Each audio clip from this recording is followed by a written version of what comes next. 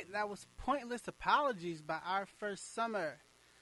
The wrestling breakdown's about it for today, but I'm here now with the host of your next shift, Mr. James, DJ Gel. Yeah, hello! I'm Gel from GameBabble Live, and my show actually starts for real at noon, but I've got a little bit of setup time. But coming up on the show, let's see, thanks to the technical malfunctions last week, I missed my PlayStation VR report, so there will be an extra long one this week. For the 5 people that care about that. We'll also be discussing a strange thing I noticed, which was the fact that there are actually more Vita releases coming out than 3DS releases, and that's weird. I'm hearing things about the Nintendo Switch purportedly doing well, which raises a few eyebrows for me, but I will be able to give you a even better report on the Nintendo Switch next week, but this week I'll tell you about things that are being said about it, and some more things on top of course, the games coming out this week, games coming out next week, and the Anime in Theaters report, which are, of course, regular segments on my show. Hey, that sounds really, really interesting. I actually really like your show, man. I listen all the time. Really? Great. That's good to hear. It's good to hear that at least someone's listening. Yeah. I'm sure there are a lot of people out there listening, GameBabble Live. It's a really cool show, and it's coming up next here on 89.5 The Wave. But for now, back to the music.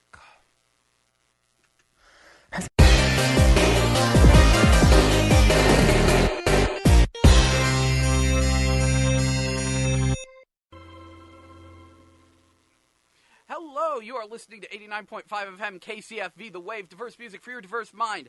I'm DJ Gel, and coming up at noon, we will have the news, the weather, and then, after a brief break, GameBabble Live, our weekly video game news and information show, which airs every Wednesday from noon to 3 p.m. This week, we will be discussing, the purported success of the Nintendo Switch, the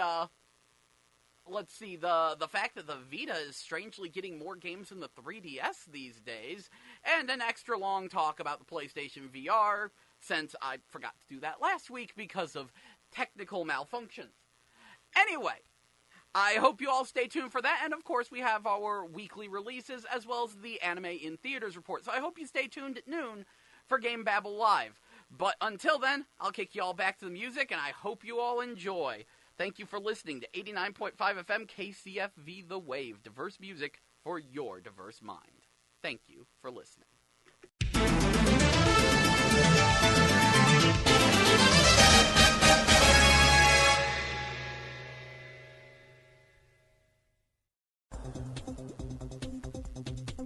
Currently, it is 56 degrees here on the campus of Florissant Valley Community College. I'm DJ Gel with your noon news update. In local news, Chuck Berry returns to album charts. An album by rock and roll icon Chuck Berry is on the Billboard 200. Berry unfortunately died at his home in St. Charles County on March 18th. His album, The Definitive Collection, is in the top 40 on the charts. It's the first time a Chuck Berry album has been on the top 40 since his 1972 album, The London Chuck Berry Sessions. Former St. Peter's mayor pleads guilty.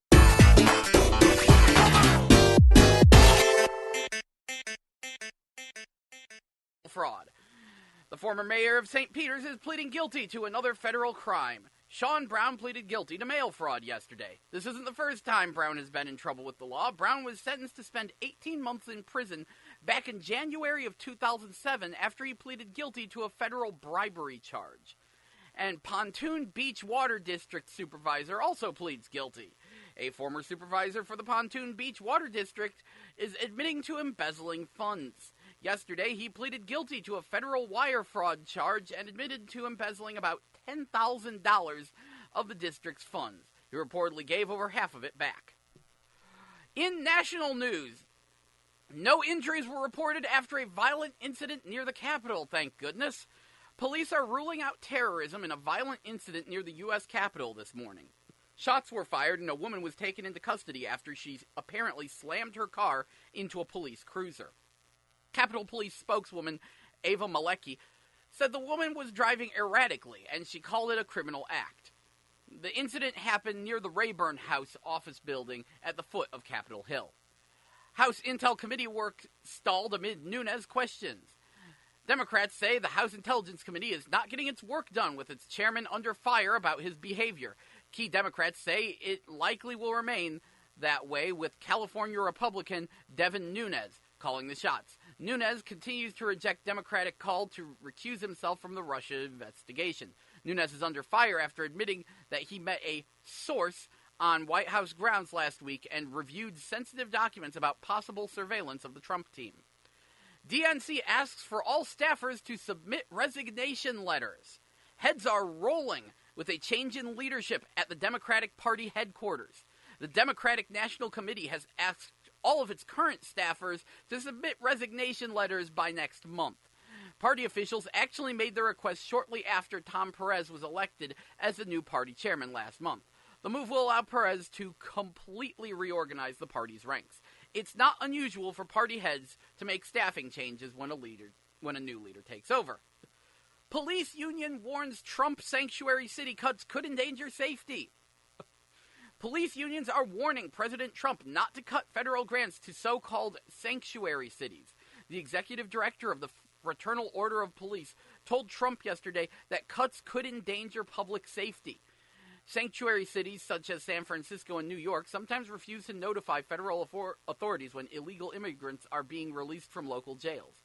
Executive Director Jim Pascoe told Trump that the union doesn't support sanctuary city policies, but that cutting federal funding could hurt police departments in those cities.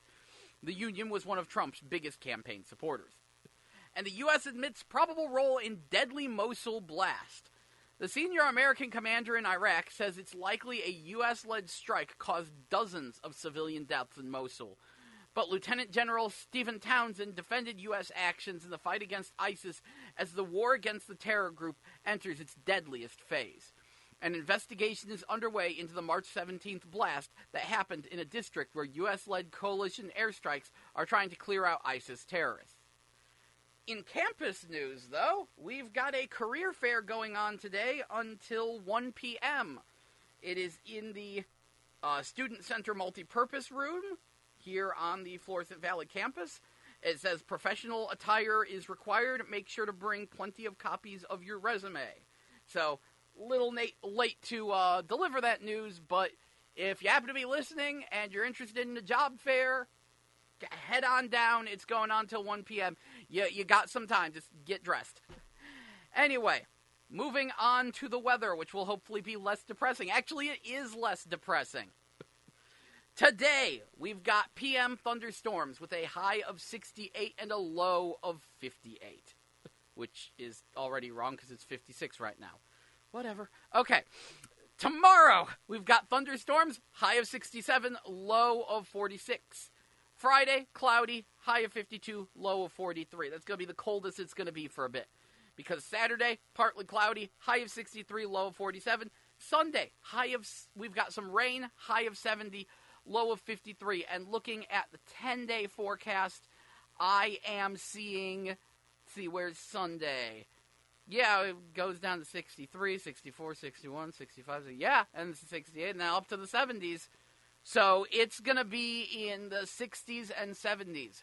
Congratulations, everyone. We've made it to spring.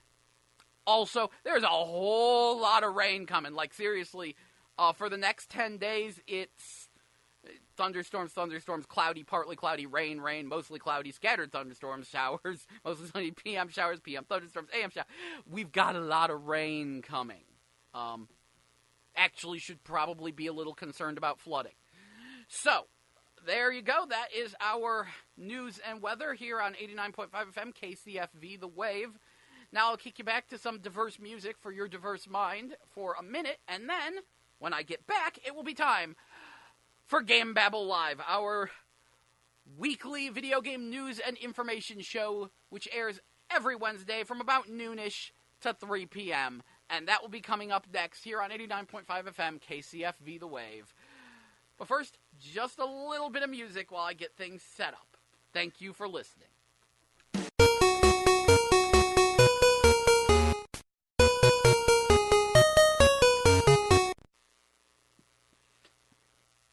Hello and welcome to 89.5 FM KCFV, The Wave, diverse music for your diverse mind. I'm your host, Jell, and this is GameBabble Live, our video game news and information show which airs every Wednesday from noon to 3 p.m. Every week we discuss new releases, what comes out this week, what comes out next week, the Anime in Theaters report, and then at some point a PlayStation VR report, and a whole lot of other random news. Whatever is happening in the gaming sphere, I try my best to cover it. And we've got some leftover news from last week because, last week was both a pretty busy news week, especially compared to this week, and I also had a technical glitch, which caused me to lose my, list of topics to talk about, so I had to do that from memory. It went great. Anyway, new releases this week on PlayStation 4 first. We have Anoxemia, Dark Souls 3 The Ringed City, which is the last DLC for Dark Souls 3. Fated the Silent Oath, which is a Viking-themed VR experience for the PlayStation VR. God Wars Future Past, which is a turn-based strategy game. Has Been Heroes, which I think that's a tower defense game? I don't know. Heroes of the Monkey Tavern, that's a first-person dungeon crawler game.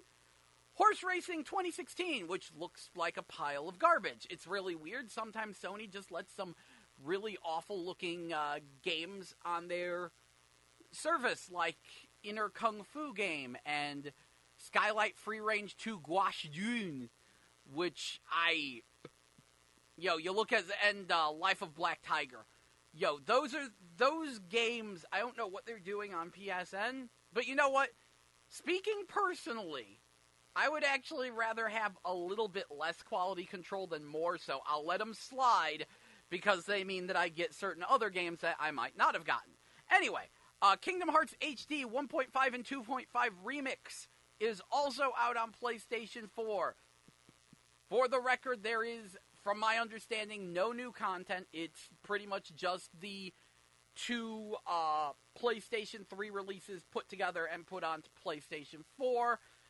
And I mostly bring that up because I was really hoping that they'd have a PlayStation 4 port of, what's that game called? Kingdom Hearts 365 over 2 days? Or 7 days?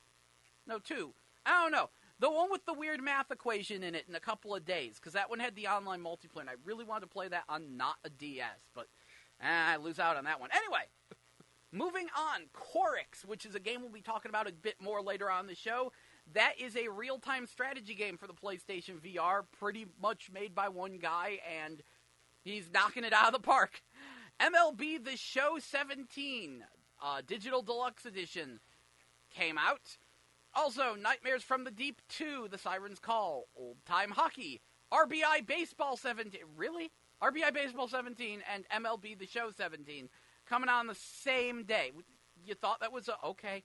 Rain World, that's some kind of a thing. Skyforge also came out. I would wait on that one, though, because it's supposed to be free to play. That's just like the early access thing, and we'll talk a little bit about that later on. Snake Pass, which is a kind of Rare-inspired snake-based platformer. Certainly a pleasant alternative to ukulele, at least, which we'll talk about that in a little bit, too. The Walking Dead, the Telltale series, A New Frontier, Episode 3, Above the Law. Oh, egad, the colons. Let's say that one again. That was fun. The Walking Dead, the Telltale series, A New Frontier, Episode 3, Above the Law. That's out. Vikings, Wolves of Midgard, and We Are the Dwarves. Today, Harvest Moon, A Wonderful Life Special Edition. I think that should be the PlayStation 2 Harvest Moon game, one of them, and that's apparently on PSN now. Tomorrow, Titanfall 2 Colony Reborn. I assume that's a DLC expansion. And Wonder Boy Returns. And the day after tomorrow, we, interestingly enough, have APB Reloaded. I'm very curious about that. Because if you're unfamiliar, APB, All Points Bulletin, was pretty much supposed to be a Grand Theft Auto-themed MMORPG from the makers of Crackdown. And it tanked horribly. Mostly because it was really badly optimized, and even after it became free-to-play with Reloaded, it was still known to cause computers to instantly crash if you threw a grenade. So I want to see how that runs on PlayStation 4. I will try that. That game was, like, legendary for its customization, at least, so I'm interested in that. Also, Limited Run Games, which is a small publisher that does, as they say, limited runs of games. Like, they'll only produce 2,500 box releases of an otherwise digital download game. They've got a few things coming up. They've got Astabreed, which is a shooter. Mitsurugi Kamui Hikae, which is sort of an One-Chanbara clone. It's Japanese schoolgirls with katanas chopping things up. And Pang Adventures. Those are all coming from Limited Run Games on the 31st. There's also Punch Club, Skykeepers, and Warhammer 40,000 Eternal Crusade. On Xbox One, what have we got coming out? Anaxima, Dark Souls 3, The Ring City, Has Been Heroes, RBI Baseball 17, Snake Pass, The Walking Dead, The Telltale Series, A New Frontier, Episode 3, Above the Law, and Vikings, Wolves of Midgard, and then Titanfall 2, Colony Reborn, and hey, something called The Inner World. That's new. On 3DS, we have Brave Dungeon, 4 Bombs, and Subara City. So, what's coming out next week? Well, next week we've got Tokiden 2, which is sort of a Monster Hunter-y type game from Koei Tecmo. Air Conflict Secret Wars. Armagallant Decks of Destiny, so I'm going to assume that's a card battle game. Lego City Undercover, which was a Wii U launch title that was Wii U exclusive and was like the big third-party game at launch that really raised eyebrows because it was like Lego Grand Theft Auto, basically. Well, now it's coming to everything else next week, including the Switch. The Parappa the Rapper remake, so that's good. Hang on. Persona 5 is next week. This thing says Persona 5 is next. Did you know Persona 5 is next week? I did not know Persona 5 is next week. That's, okay, that's a thing. Anyway, Sniper Ghost Warrior 3. And Watch Dogs 2, No Compromise. And then later on in the week, Bulletstorm Full Clip Edition, because why not? Let's take everything from last generation, just port it to this console generation. If we're going to do that, where's my Ninja Blade? Where's my Ninja Blade? I need Ninja Blade, and I need Magna Carta 2. Okay, anyway. On Xbox One, we have Dead Rising 4 Frank Rising, which I assume is an expansion pack. Lego City Undercover, Sniper Ghost Warrior 3. Also, later on in the week, Blackwood Crossing and Bulletstorm Full Clip Edition. The Switch next week will be getting Lego City Undercover, and the Vita will be getting Tokiden 2. And that concludes the game releases. How about anime in theaters? Who's hyped about some anime in theaters? I'm hyped about some anime in theaters. Anyway, what we got?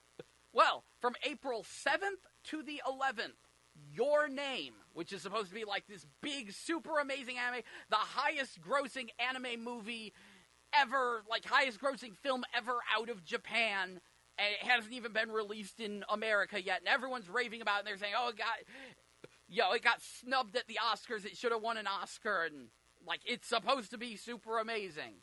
I'm like, okay, guess I'll see it. That will actually get an almost normal release, because it'll be in theaters from April 7th to the 11th with, like, multiple showtimes, so that's nice. At the Mills, the Tivoli, and the Warenberg Des Perez 14. I probably mispronounced that.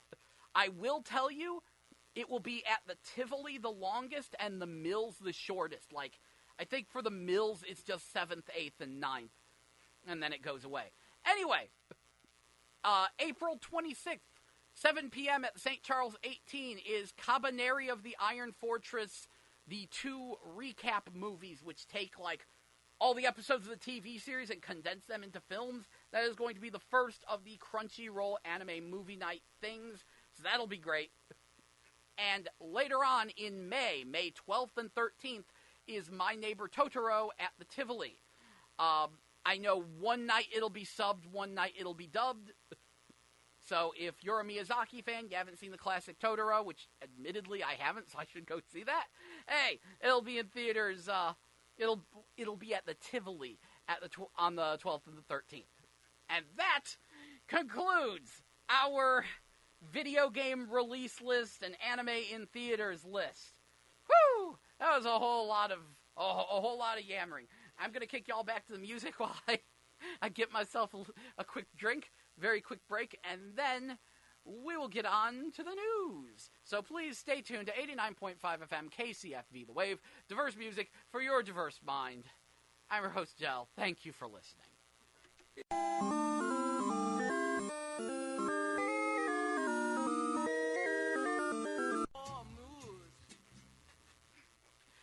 That was Moose by Matahuchi, one of our local artists here on 89.5 FM KCFV The Wave. Diverse music for your diverse mind.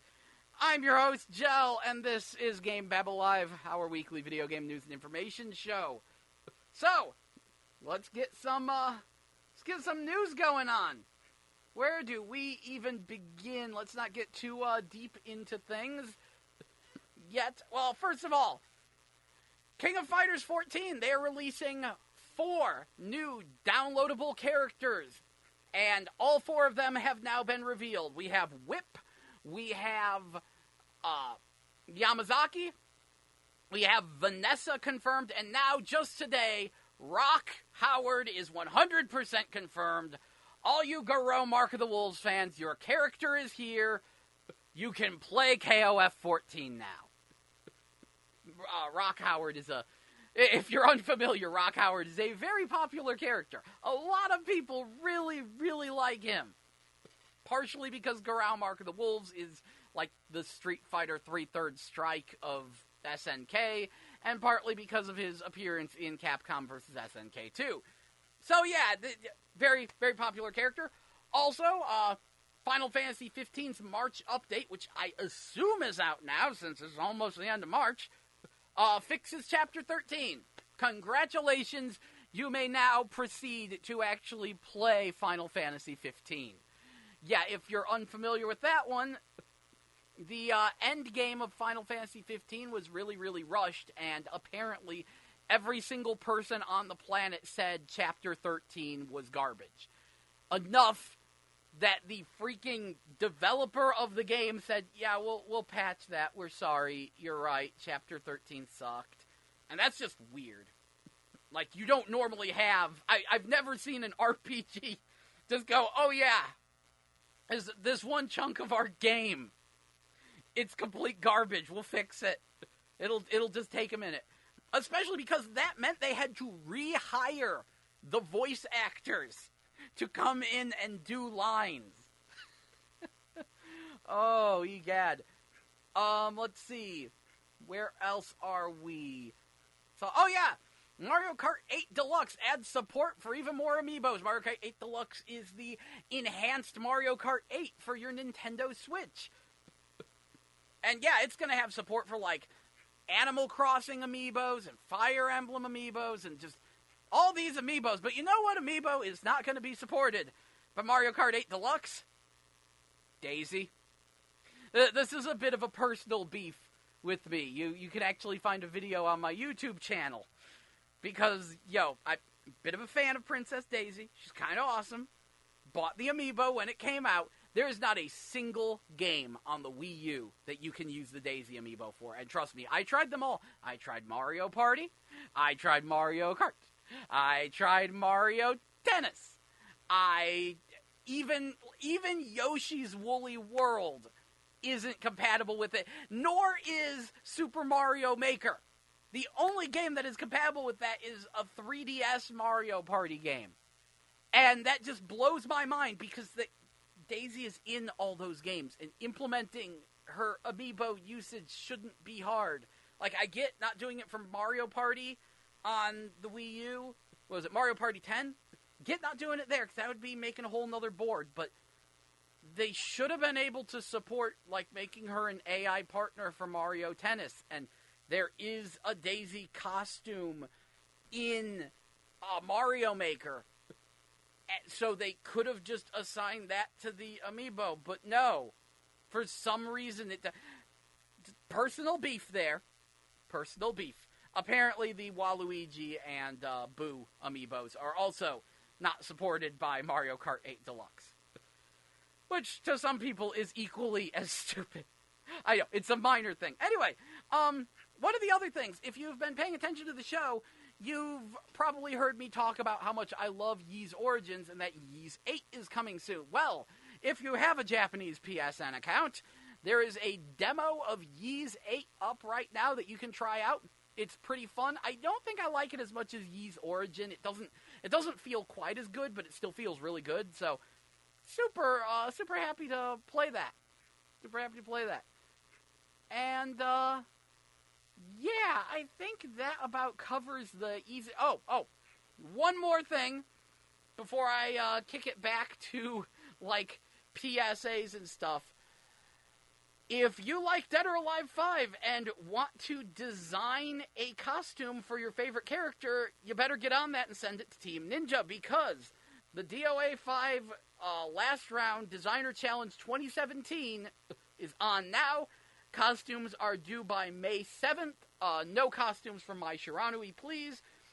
But aside from that, yes, it would appear that they've got another costume design contest. This is actually for Halloween. They've done this every year for the past, I don't even know how many years. I think it's been like 5 years now, 4 or 5 years of this. Right about now, they let people design costumes, send them into Team Ninja, and they will, and by May, and then they'll decide on the best ones, and they'll have them out by Halloween. And I'm sure you're looking at that and saying, wow, that's a long ways down the line. Yeah, well, takes a minute to actually model all those costumes and get them in the game. And this is one of those things they do that I really, really love, because it's a great piece of fan interaction, and it's the right way to do DLC. Because I hate it when people just plan their downloadable content ahead of time and there's a limit to it and you know what you're going to get. I like that this is actually them saying, hey fans, what do you want? We'll put it in the game. And that's what downloadable content should be for. So I'm happy about that. Apparently this year you can design as many costumes as you want for as many characters as you want. Just get them in by the 7th. Check out the official Dead or Alive 5 Last Round website for more details. Shouldn't be too hard to poke around for that. Anyway, you are listening to 89.5 FM KCFV, The Wave. Diverse music for your diverse mind, and also some diverse PSAs. So, we're going to take a brief break, and then when we get back, more GameBabble Live. Please stay tuned.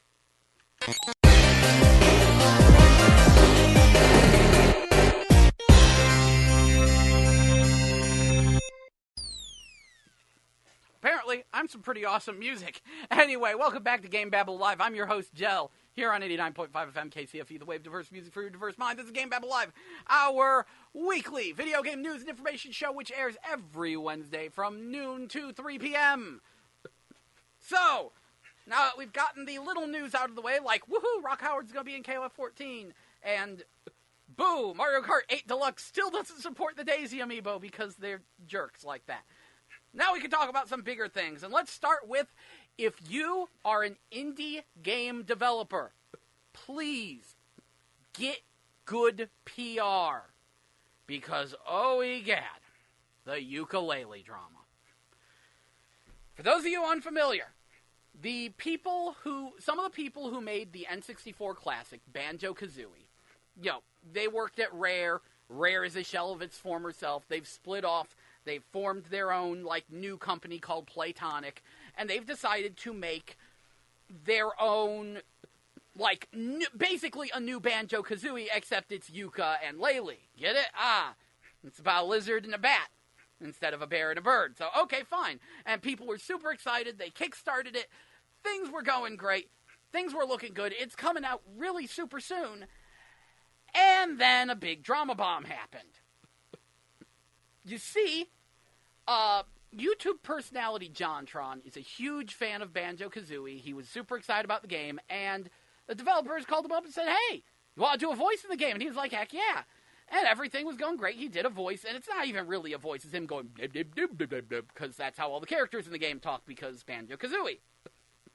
Unfortunately, recently in a stream that was posted to YouTube, JonTron said some things that might have been a little on the politically incorrect side. And this pissed off a certain group of people, and they emailed the people who did Yooka-Laylee and said, hey, you better cut this guy out of your game. And they said, so they put out a press release saying, we're sorry, we're cutting JonTron's voice from the game. And JonTron was like, that's fine, it's a shame, but I completely understand, everything was fine. Except this was a kickstarted game. And some of the backers were like, hey, if you're going to do that, then is there any way I can get a refund, because screw you? Which, that's always an iffy thing when that happens, because it's like, the game's almost out. You've given your money to support the development of the game. The game is developed. Your money is spent.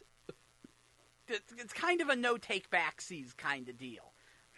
But there are ways which people can convince their credit card companies to do a chargeback, which a chunk of people are doing. But when this first happened, when people were like, hey, can I get a refund? Rather than getting like a good PR response, like, we're sorry, this was a Kickstarter, and that means that your money went to the development of this game, which is nearly out, so we've already spent your money. We're sorry that you're disappointed in this decision, but I hope you understand. Something like that. See, that's how PR works. Apparently, I just need to be hired to do PR for everyone, because their PR people are freaking incompetent. Because instead of that, they just banned and blocked these people. Okay, that went well, and then pretty soon, they started making fun of them. They started making fun of their customers and backers who funded their game.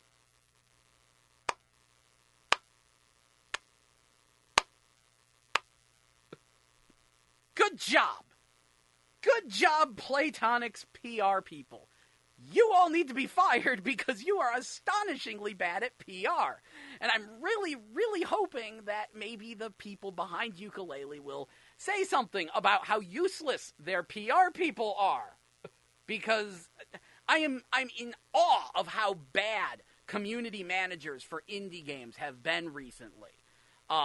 Mighty Number 9 was certainly no better in that regard. And actually, the funniest thing, you want to talk about just abject failures, is the line, it's better than nothing. If you're unfamiliar, Mighty Number 9, that was a Kickstarter to make a successor to Mega Man, and things didn't quite work out so well. And the PR person, one of the later PR people for that game, essentially the translator for the guy who's actually making the game, who is one of the people who worked on the old Mega Man games. The PR person, or not PR, the translator, his translator guy kept extrapolating on everything the developer was saying. The developer would say something, and this guy, who was his translator, kept putting words in his mouth on the launch day stream. It was a lot like actually how my,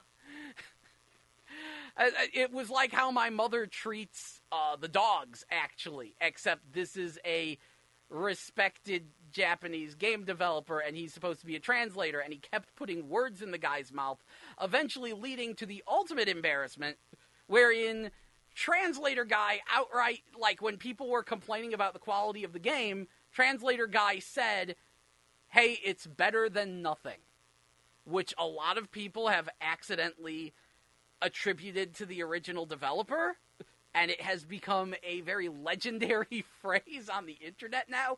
And just watching that stream, I'm like, you are the worst translator PR guy I've ever seen. You are astonishingly bad at your job and need to be fired because you are putting words in the developer's mouth. You're supposed to be his translator, not the guy who makes up BS about what he's saying. It was a disaster, and I'm really hoping that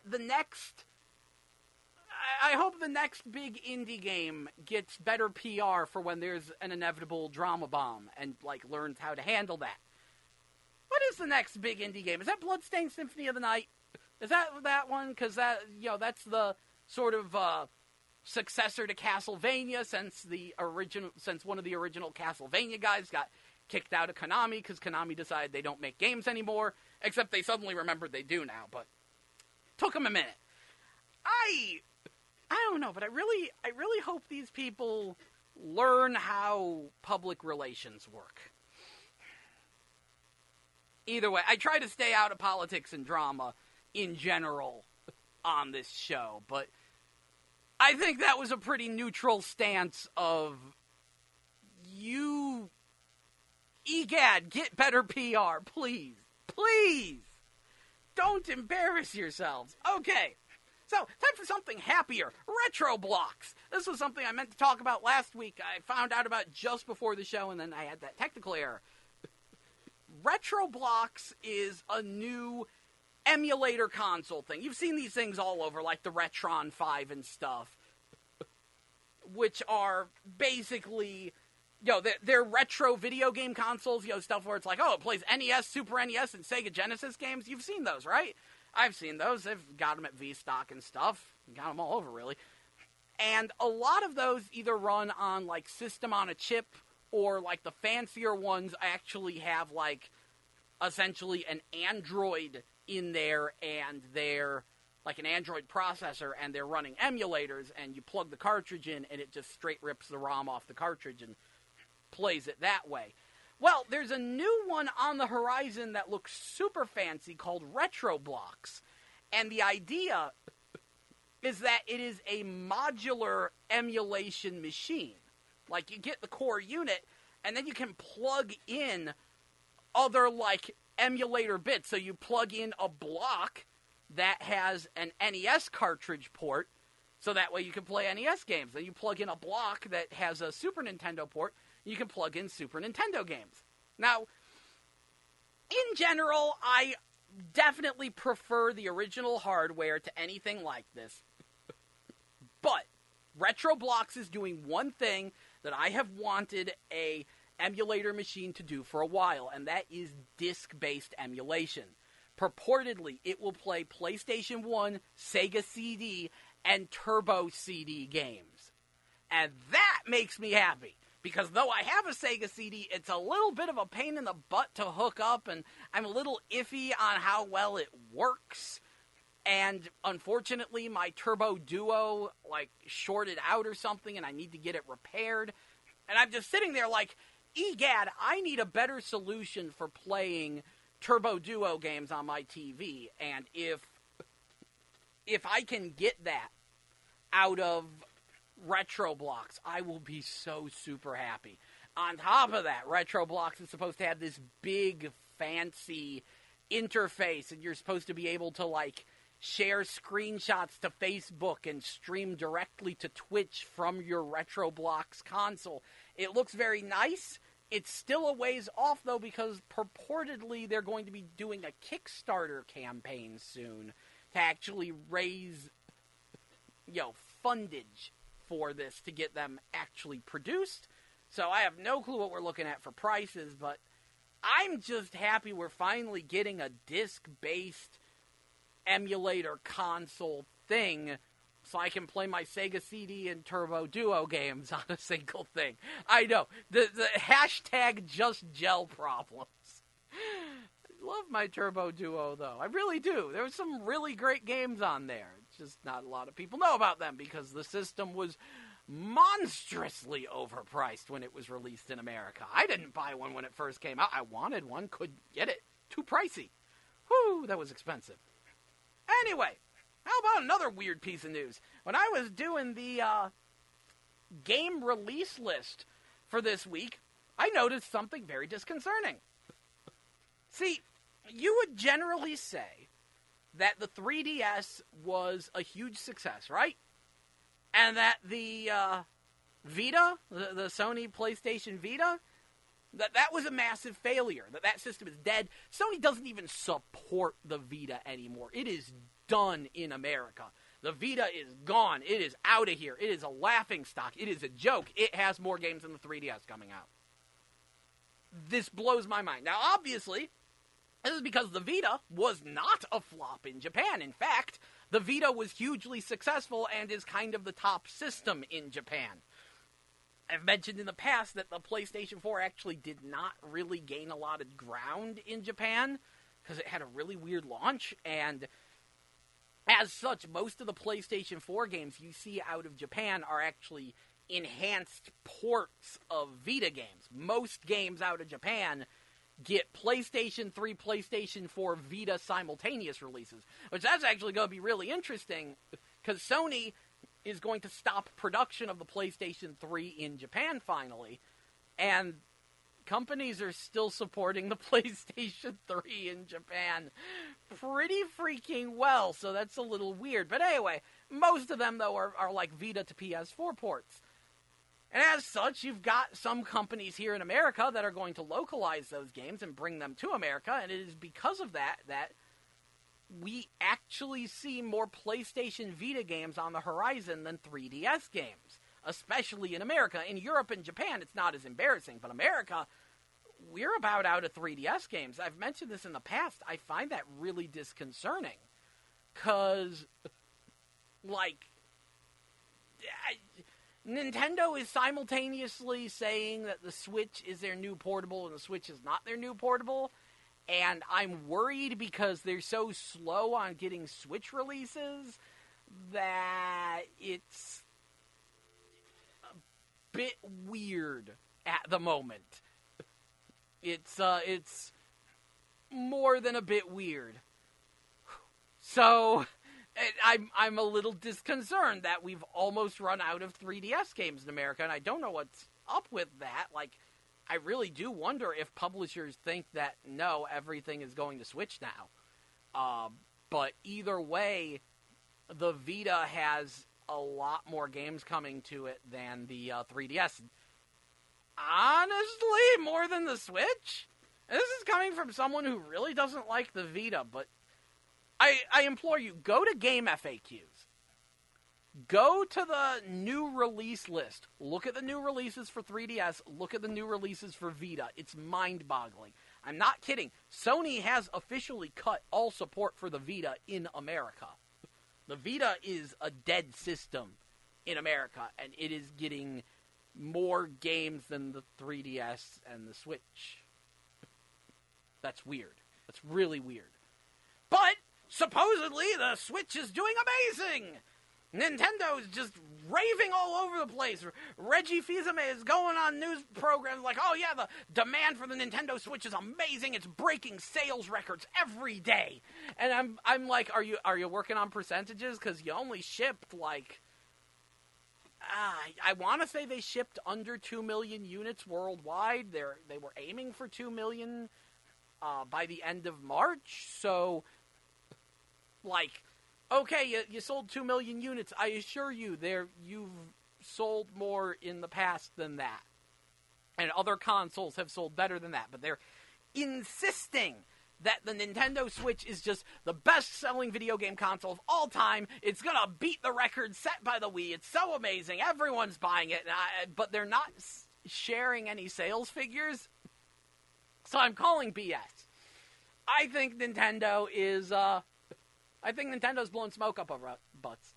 I think Nintendo is trying to make the Nintendo Switch look like a massive success, so everyone goes, oh wow, this system's a massive success, we have to rush out and buy it.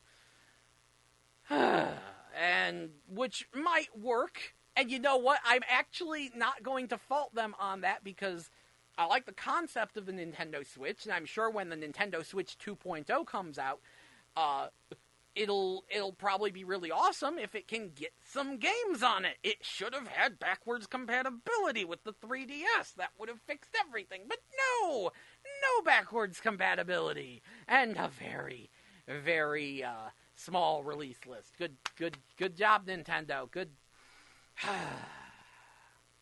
Now, when I say the Switch 2.0, like, Nintendo has not announced one yet. Let's make that clear.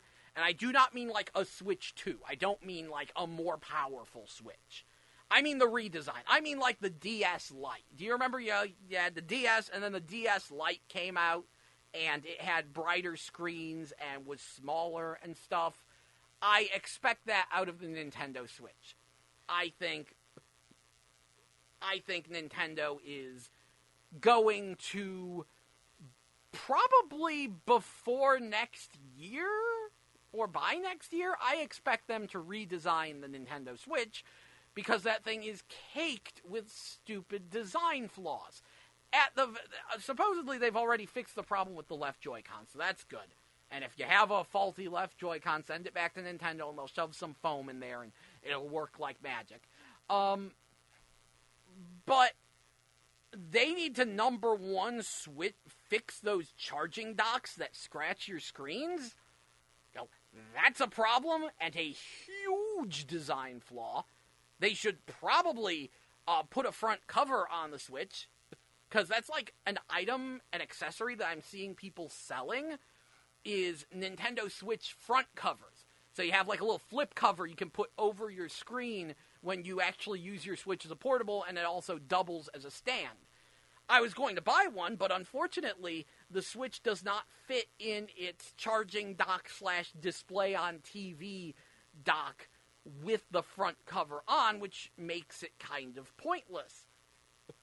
Nintendo needs to build a front cover stand into its units, and make it so that way it can actually fit into the charging dock. With the front cover on. That would be a really, really smart redesign.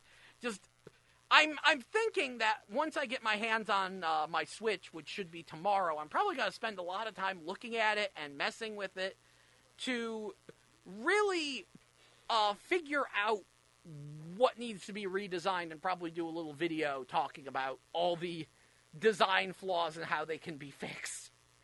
With a disclaimer, Nintendo, I rescind all rights to these redesigns. You could have come up with them on your own. You don't even need to credit me. Just do it, you idiots. Oh, my God. So, I've rambled for a good bit now. I'm going to kick y'all back to the music now, especially because we've been missing out on some local hits. And then, when we get back, we will I'm going to complain about Paladins and Skyforge when we get back. And then probably do the PlayStation VR report, which there is so much to cover there. But for right now, I've rambled for enough. You need to listen to some diverse music for your diverse mind here on 89.5 FM KCFE The Wave. This is It Ain't My Fault by Kimmy K, who is a local artist. Please enjoy, and thank you very much for listening.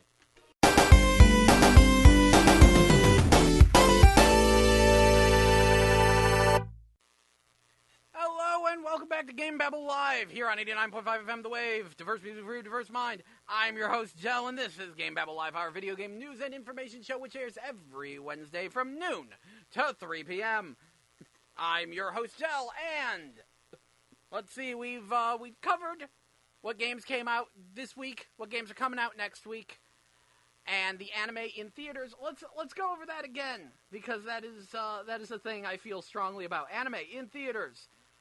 From April 7th to the 11th, Your Name will be in theaters, at the Mills, the Tivoli, and the Warenberg Des Perez 14. Is it Des Pierre? Maybe? No. I don't know how to pronounce that. So I'm going to call it Des Perez because I bet that's what you call it too. Anyway, that one is actually getting a normal release-ish. It will actually have multiple show times over multiple days, but I will tell you, the Mills will only be airing it from the 7th, 8th, and 9th. The Tivoli will be running it the whole time from 7th to the 11th, and I think the Des Perez, skips a day in the middle or something. It's goofy. Anyway, April 26th at 7 p.m. at the St. Charles 18, the Cabaneri of the Iron Fortress double feature. It will be 2 movies that recap the events of the TV series. That will be playing. That is the Crunchyroll anime movie night thing. And May 12th and May 13th, My Neighbor Totoro will be at the Tivoli. So if you're a Miyazaki fan, if you haven't seen My Neighbor Totoro yet, which I admit I haven't, you might want to head down for that. Anyway, I have some beef. Namely, last week, Paladins, everyone's favorite Overwatch clone, came out on PS4. And this week, Skyforge came out on PS4, which is this, Russian-made MMO that looked really fun. Both of these games are supposed to be free-to-play. Unfortunately, at the moment, they're not. You see, with the launch of both of these games, they've released these, early adopter packs where you actually wind up paying, something near, I know for Skyforge, the low end is $12 and it goes up to about $60. And, same, Paladins is kind of similar where you're paying $30 to $40 to get early access and a bunch of content. With Paladins, you do wind up paying money to buy each character. That's the way it works. It's, kind of like League of Legends in that respect. And if you want to play early, you can, give them, $35 to $40, I forget the exact price, to, purchase all the characters and start playing early. Well, gee, that's great, except these are supposed to be free-to-play games, and you are going to hold them at paid ransom for a bit. That kind of annoys me, because, I'd like to try Paladins and try Skyforge before making a monetary commitment. I'm interested in trying both of them. But I'm not going to give you $50 freaking for what's supposed to be a free-to-play game, especially after being burned on so many free-to-play games. I think it's a little bit scammy that they do things like this for their PlayStation 4 releases. I'm pretty certain they didn't do this for the PC releases of these games. But no, on PS4, hey, you want to play them early, you gotta give us money. Great, thanks. Anyway, time for the part that no one except me cares about. It's going to be extra long this week, the PlayStation VR report. I do this because I own a PlayStation VR, and I am eternally intrigued as the friggin' peripheral fluctuates between being a huge success and a complete failure. Every day it's a different story with the PlayStation VR. Success or failure. Before spring break, Sony actually admitted that the PlayStation VR was doing well and was, generally speaking, a success. So we wound up then having a kind of crap March. Not a lot of PlayStation VR games came out in March, and I was surprised by that. One of them was Leave the Nest, which is basically Flappy Bird, but in VR, where you use the 2 move controllers and actually physically flap your arms to fly. You know what? If that was $5, I totally would have bought it. It looked like it could be a lot of fun. But it was $15. So no.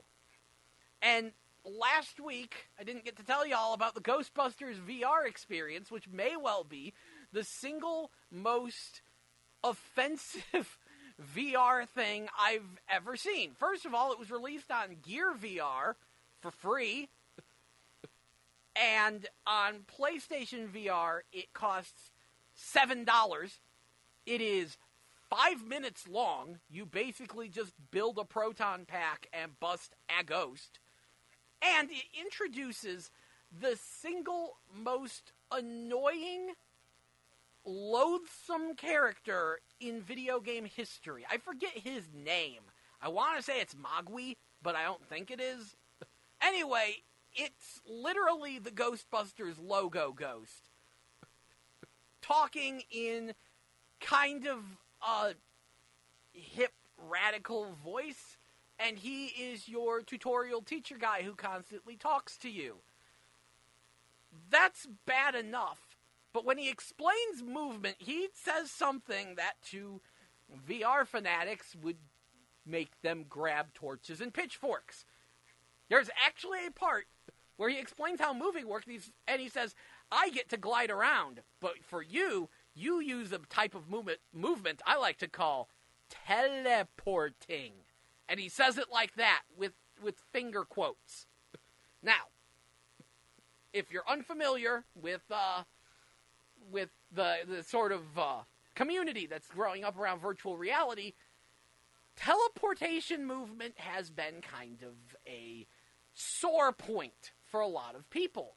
You see, some people, when they move around in VR, they get motion sick. And some companies handle it right, giving players, like, choices of how they want to move. But a lot of them, they get freaked out, and it's like, okay, fine, you don't get to move at all, you just teleport from place to place.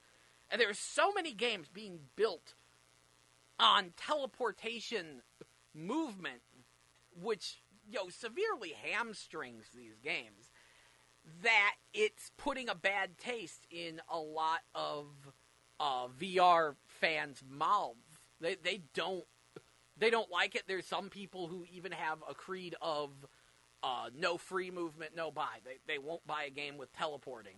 So having a game character not only be annoying, not only be in a terrible game, but having him actively mock the fact that you don't get to move freely around the stage and rub it in your face. Ladies and gentlemen, we have a new worst video game character of all time. I forget what that stupid thing is, but screw the Ghostbusters logo ghost. Ugh. Anyway, moving on to something happier, and indeed literally the opposite end of the spectrum. Remember a few weeks back I told you about a weird VR kind of puzzle-ish game called Darknet, which was sort of a game based on how in some particularly cheesy sci-fi movies you have VR hacking segments. They decided to build an entire game around that.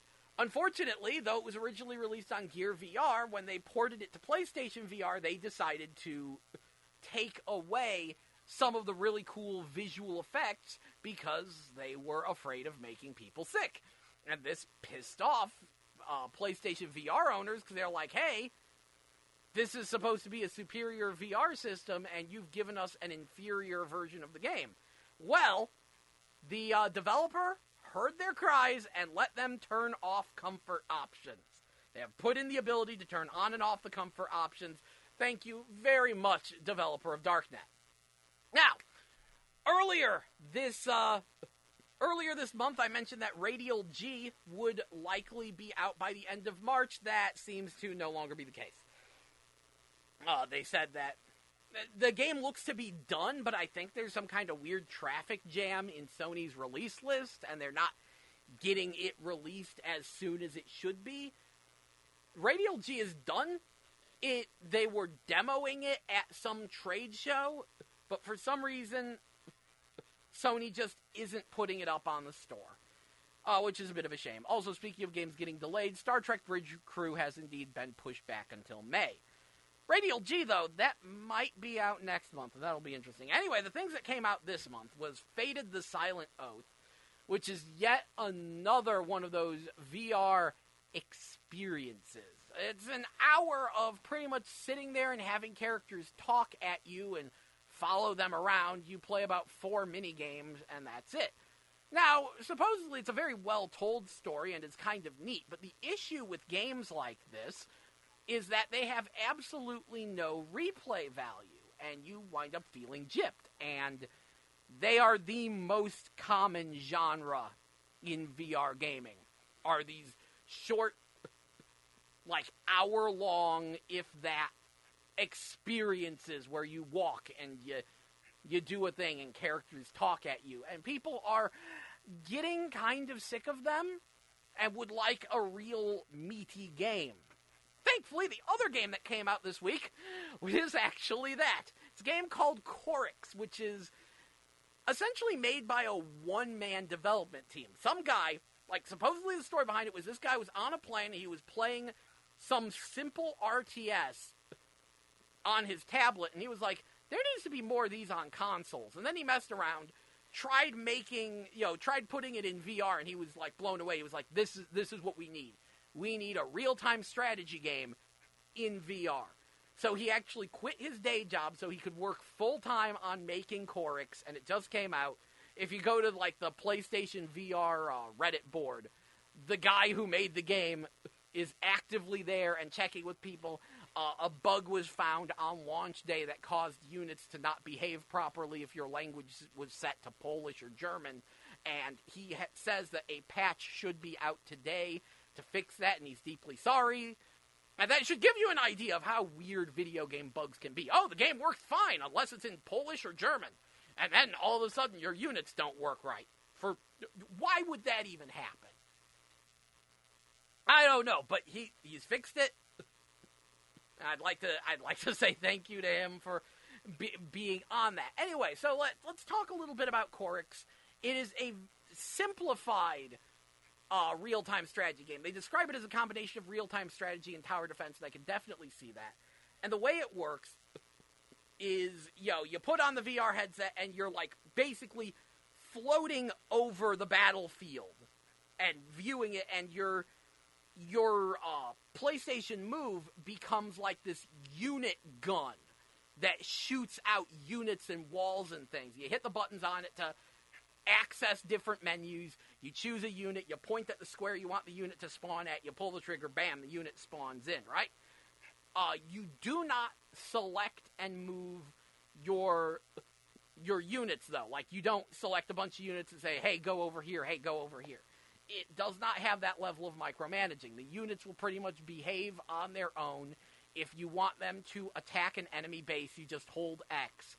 And that's pretty much the extent of your unit control. So that's where it winds up being a bit more tower defense. It's a lot more about building up a base. There aren't a lot of units. I want to say there's like 5 or 6 different units, 5 or 6 different fortifications. It is a very simplified real-time strategy game, but it is super cool because, you're in there and you're looming over the battlefield and you can look down into the fighting and see all these things skirmishing about, and it can be played 4-player versus online.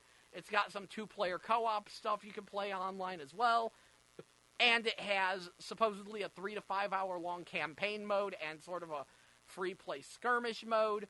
So those are all very good things. It has single-player content. It has multiplayer content. It works fine, and it runs super smooth because the guy actually decided to use a proper retro VR aesthetic. All of the units are really low poly count, unshaded polygons, and as such, the resolution is ridiculously crisp, and it runs at like a native 90 FPS. So it's super smooth and super crisp with nice, just flat shade polygons.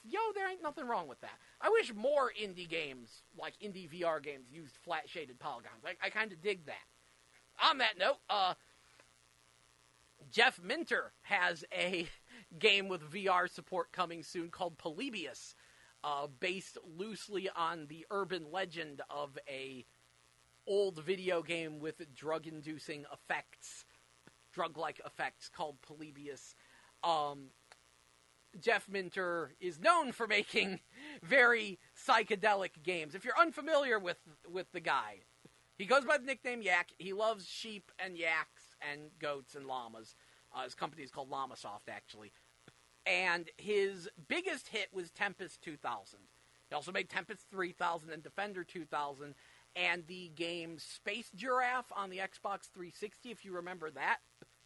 So he likes really old-school arcade shoot-em-ups with a psychedelic aesthetic, and he definitely has his cult fan base. And his next game, called Polybius, is going to be a sort of moving straight ahead, almost rail shooter-ish type of game where you move really fast through surreal, flat shaded, rainbow flashing landscapes.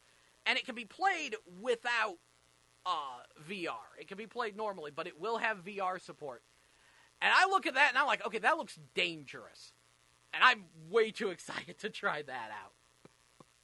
So yeah. Anyway, I've got the best news, though, for VR fans.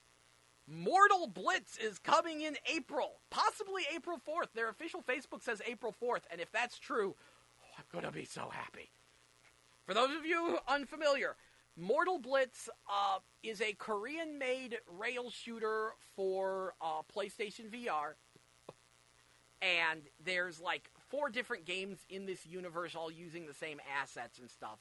And basically what Mortal Blitz is Time Crisis in VR. Except since it has head tracking, because you're wearing a headset, it has it where you actually physically stand up and, like, crouch down to hide behind objects and lean into corridors. And there's a demo on the Hong Kong demo disc, which you can download from the Hong Kong PlayStation Store. And it's a 3-minute long demo, and I played the crap out of it. But I was getting worried, because the game was supposed to be a launch title. And it wasn't there. And I hadn't seen any activity out of the developers of the game in quite a few months, like since 2016. So I was like, that's getting me a little concerned. So I actually started poking at the developers and annoying them. And they finally released a proper full trailer and said, game's coming in April. It's on the official PlayStation YouTube channel, and I can see definite improvements.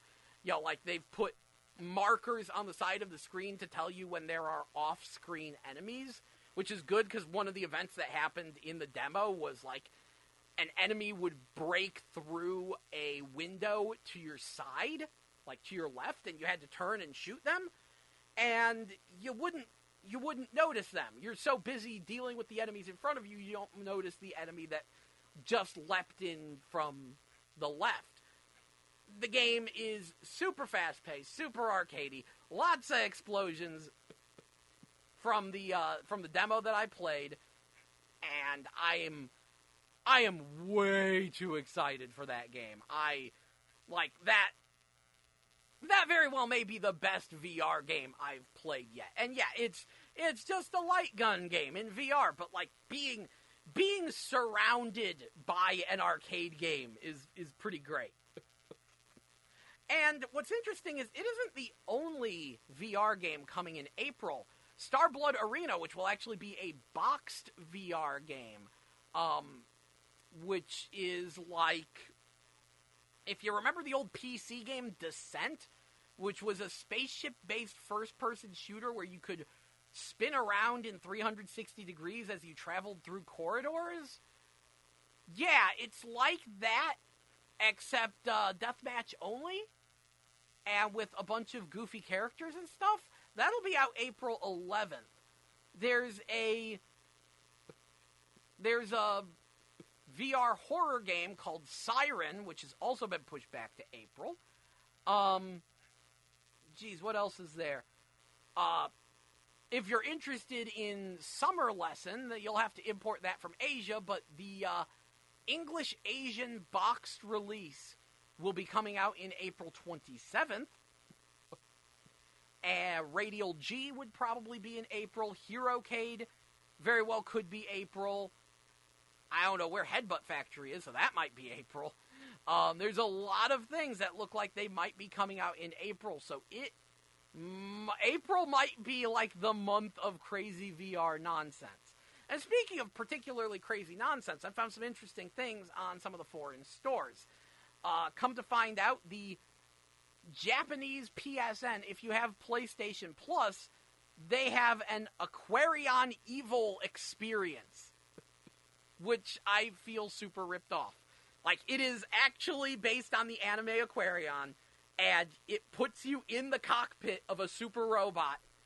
And it's super great because you start it up and you launch and you have a big transformation sequence and you land in a city and they activate motion tracking and you see like your virtual arms moving around, and then outside of the cockpit you see your robot's arms move around, and then they take control away from you, you do your finishing move, and then it ends. There was absolutely no gameplay. I feel so ripped off, and you had to have Japanese PlayStation Plus to get that. So I happened to have like 500 yen in my account, so I went ahead and spent that to get a month of Japanese PlayStation Plus to get this game, and oh no. But on the, of all things, Chinese store, yes, I have 4 PSN accounts. On the Chinese store, they have demos for both Ancient Amuletors and this weird panda game. And you know what? We are actually... we're actually starting to run a we actually have to take a break for just a minute, and then we will get back to this because there's even more to talk about here in PlayStation VR, the thing that no one cares about except me. I like to pretend people care, though. Anyway, give me just a minute, and I will, yeah. Oh, yeah. Yeah, this is a thing that happens. I've mentioned this before. When you get new technology, you will scour the earth for things to play on it. Or at least I will, and am. And I'm enjoying some of it. Anyway, gonna take a very quick break, throw you some PSAs, and then when we get back, we'll talk a little bit more about this, and then maybe some other things. Either way, you're listening to 89.5 FM KCFE, the way of diverse music for your diverse mind. Please stay tuned, and thank you for listening.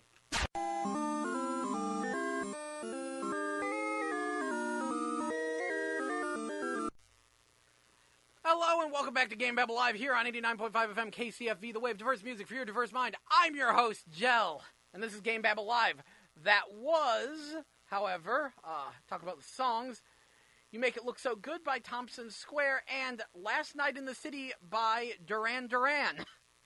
I am highly amused that Duran Duran is still doing music. That's pretty great. Excuse me.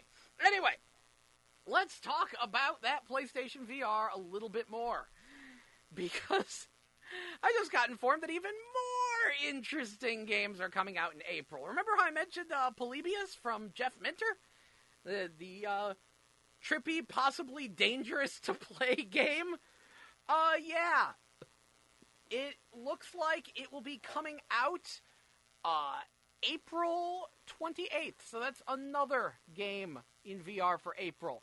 And someone else just made a thread about this, so we've got Siren, Mortal Blitz, Static, and Starblood Arena all confirmed for April, and someone else is saying that Syndrome, Polybius, and supposedly Don't Knock Twice will be in April, with the Persistence coming in May, the Persistence being a first-person shooter roguelike in VR.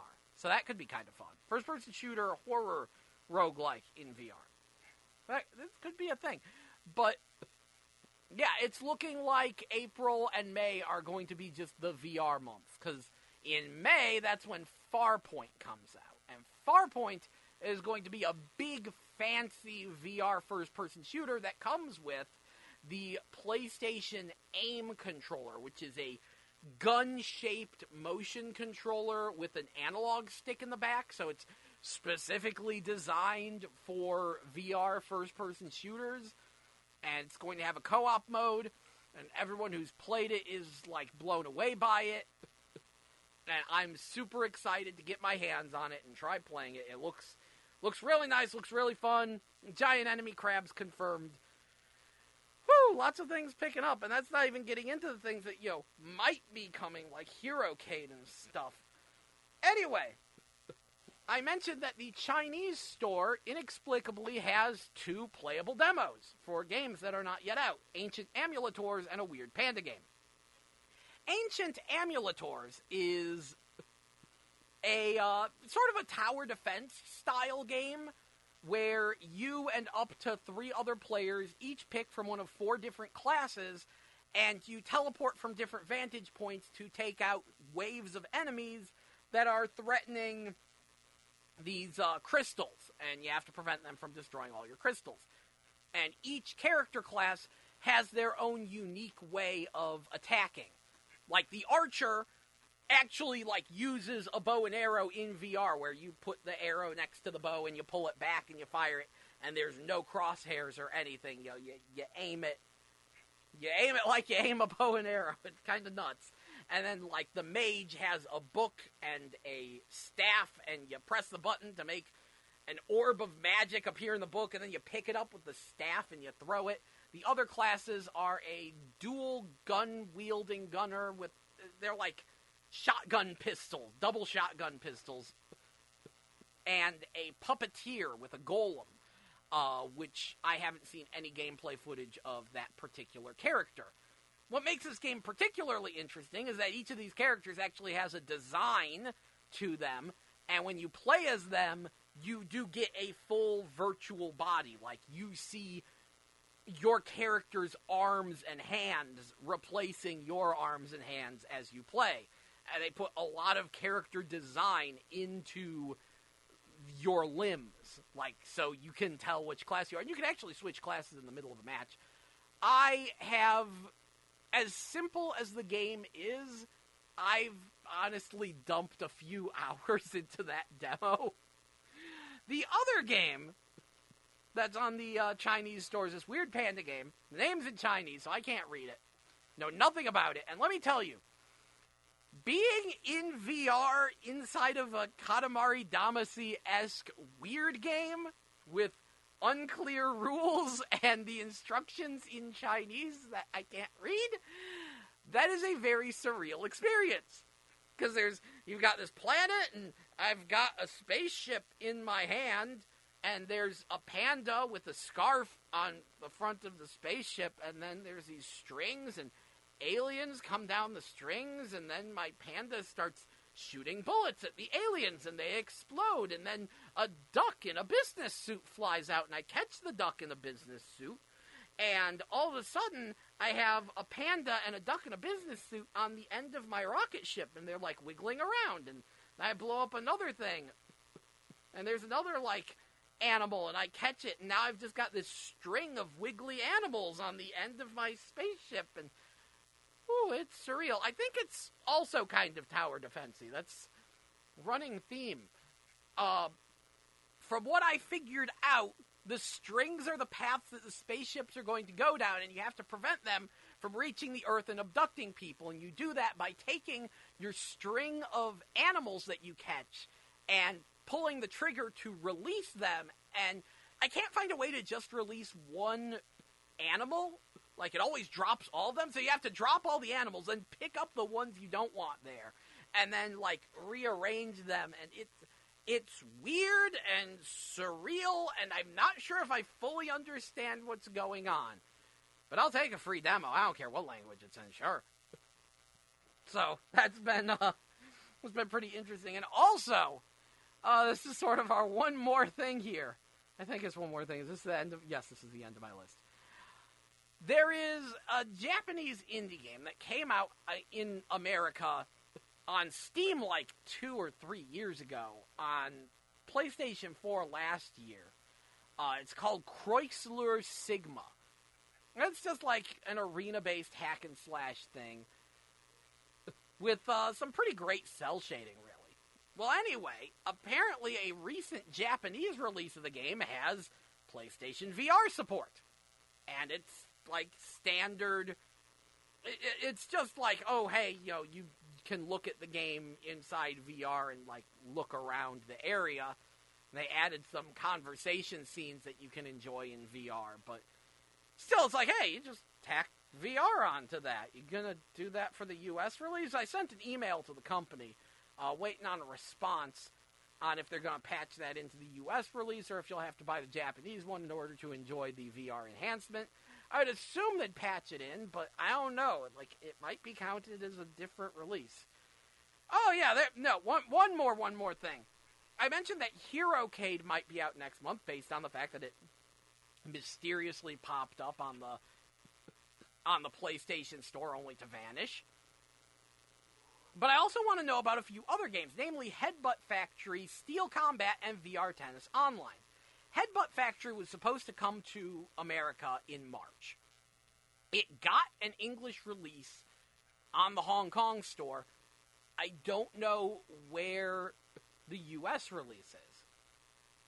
VR Tennis Online and Steel Combat, I bought both of those. They're on the Japanese store, but they're completely in English, so I'm wondering where they are. Steel Combat in particular, though it is ludicrously overpriced at $40 for a fighting game with only one stage and, like, 8 characters?